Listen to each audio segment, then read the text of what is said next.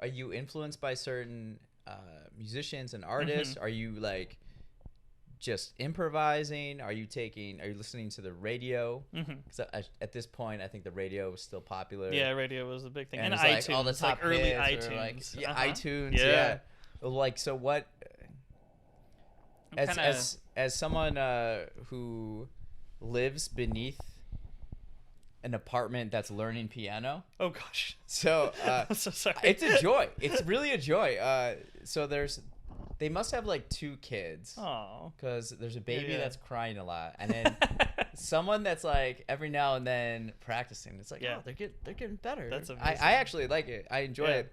But what are you occupying those hours of practice with? Sure. And I guess I think this even can apply to today. I take my approach is very, very different now. But when I was growing up and figuring my life out and figuring out what I wanted to do, funny enough, I was terrified of improvisation. The idea of improvising was scary because you're also a teenager, right? Yeah, so I was a teen. I just wanted to play the music that I liked. I loved Rachmaninoff. I would probably say Rachmaninoff was big. Chopin. I went down that whole classical rabbit hole. I was like really into Beethoven and doing all of that, learning the classics because that's what I was told to learn and do. But like I was into it, and I was playing lots of fun repertoire. I think the biggest thing for me, I don't like competitions, but I did compete regularly in high school, and I did win a concerto competition. I played the Saint-Saëns piano concerto when I was a junior in high school with an orchestra, and that was amazing. Haven't done that again since then. I really don't like competing, but I did that, and that kind of told me that I was like, you know what, I do really like performance. But for me, the hard thing was, what do I do as a performer? I was still figuring that out, and I liked playing classical music, but I was like, in my brain, I think I had to become, there was something about society that was said, you have to become like a tournament classical pianist, like become one of those top guns who like goes to those internationals and does that for a living. And I'm like, that was terrifying. The whole idea of it was terrifying to me. I was like, I just want to play small, intimate spaces and share more intimate programming with people. But I didn't know that was a thing when I was in high school or college. Like I only thought it was play classical music and then become a teacher and then become a university professor.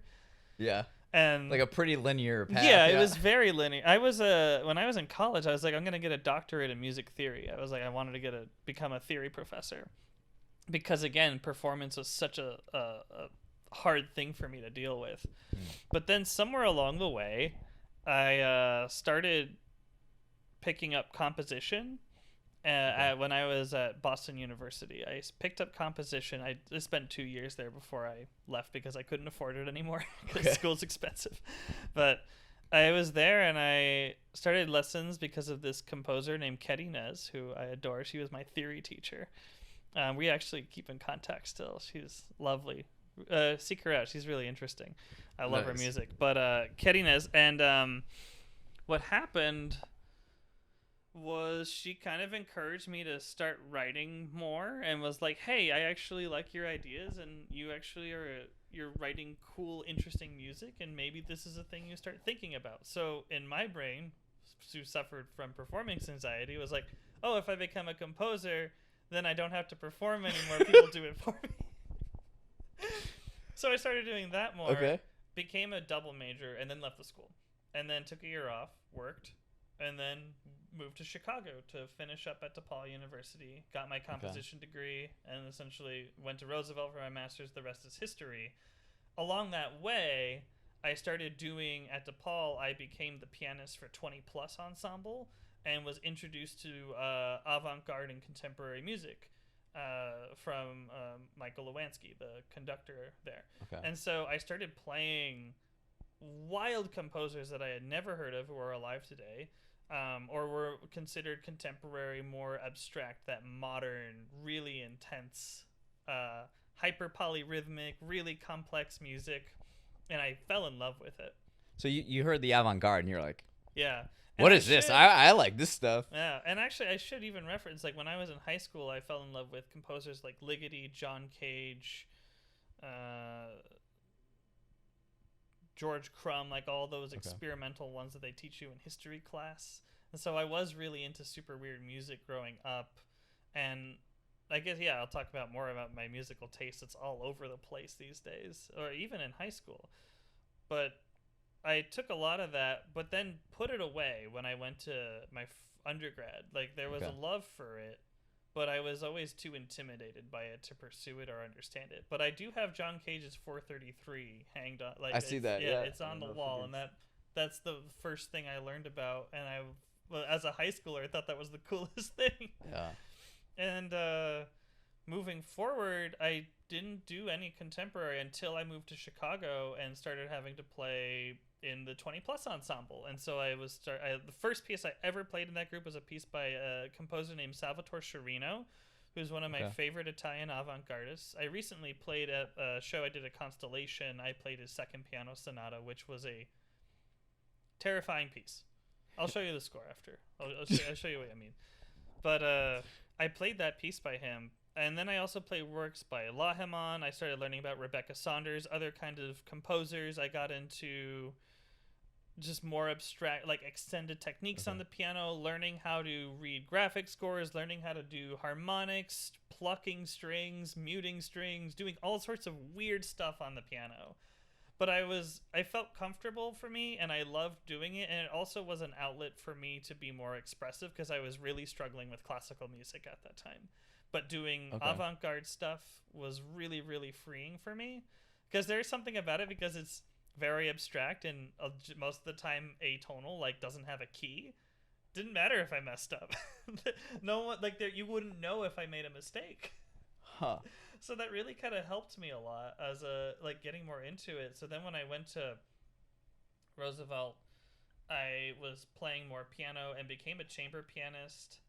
I was in an ensemble called Ursa Ensemble for a very long time, and that really shaped how I learned to play with other people, and it was one of the most wonderful experiences and also really taught me to be more confident. And I played a lot of classical music there, so I got over my fear of Brahms, I got over my fear of Mozart, Schubert, and started enjoying the process of learning these more classical composers that we know. And just finally also started improvising more, and because I got church jobs, so I became a church musician, and they were like, we need prelude music, and I was like, I didn't learn anything, I didn't practice any music for prelude, so I started making things up. Nice. And people started really responding to me just improvising music, and eventually it became part of my creative process, actually, because when I was doing composition, I was taught very rigorous compositional techniques and practices. So I did a lot of pre-compositional planning. I would have charts, I'd have equations, I'd have pitch class sets, all this stuff that is just how do you craft the perfect piece? This is when they on TV shows, the FBI goes in and they catch the serial killer, and they look, and he's got this huge poster board with all these magazine clip outs and pinpoints. I looked like a conspiracy theorist with all the stuff everywhere. This is gonna make the best piece. And so that's how I was I'm very thankful for all the techniques and the ways of learning how more in a way academic composers, but also the more abstract thinkers of the 20th century thought. And I use those approaches because I was really interested in noise. Rebecca Saunders is a composer who I absolutely adore and is one of my favorites. She's a British-born German composer who resides in Europe, and her music kind of really inspired me to become more of a noise artist and focusing on the concept of noise artist and pitch. Yeah, and so that was a part of who I became.